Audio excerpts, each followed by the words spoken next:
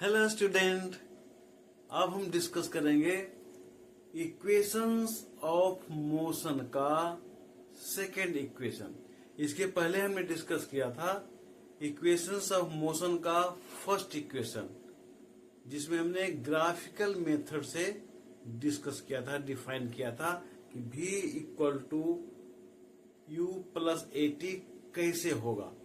चलिए प्रेजेंट में हम देखते हैं कि जब कोई बॉडी स्ट्रेट पाथ पे मूव कर रहा होता है तो उसने t टाइम में कितना डिस्टेंस कवर किया, और वो जो डिस्टेंस कवर किया वो s इक्वल टू होता है ut plus half a t square.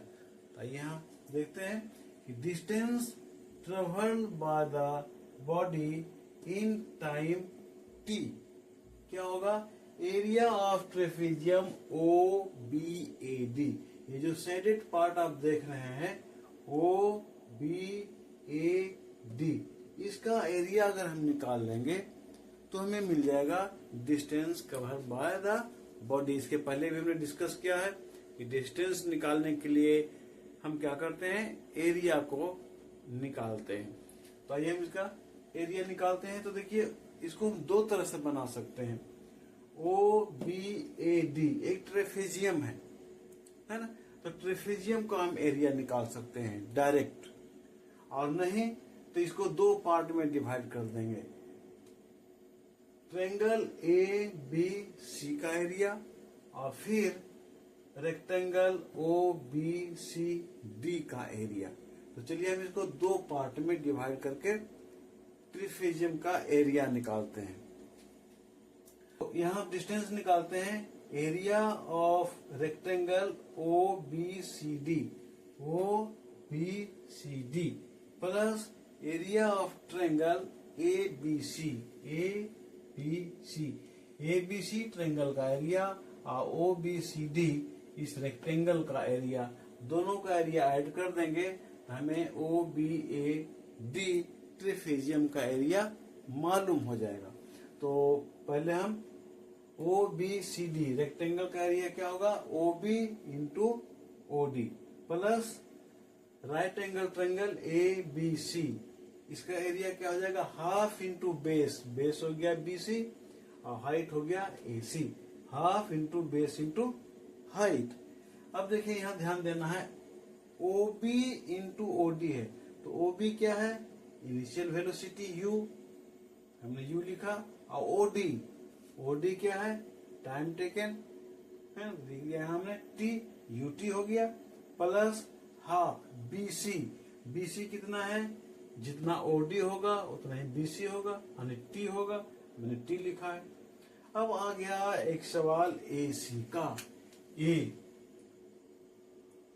कितना होगा, ठीक है।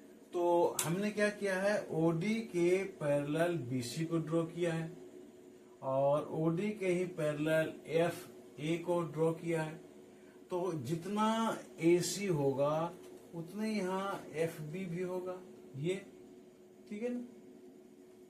तो हम इसको क्या लिख सकते हैं, एसी को D A minus D C, ये मैंने यहाँ लिखा है D A minus D C, AC को हमने लिखा है D A minus D C. अब डी ए कितना है, डी ए क्या है, ये जो डी ए है वो ओ एफ के इक्वल है, और ओ एफ क्या है, फाइनल वेलोसिटी भी, तो मैंने यहाँ लिखा है भी minus D C. D C कितना है, ये जो डी सी है वो इक्वल होगा ओ बी के, ओ बी कितना है, इनिशियल वेलोसिटी यानी u, तो मैंने यहाँ लिखा है माइनस u। तो D A minus D C है ना, डी ए ओ एफ का इक्वल हुआ, ये है फाइनल वेलोसिटी v, इसलिए v लिखा, और माइनस डी सी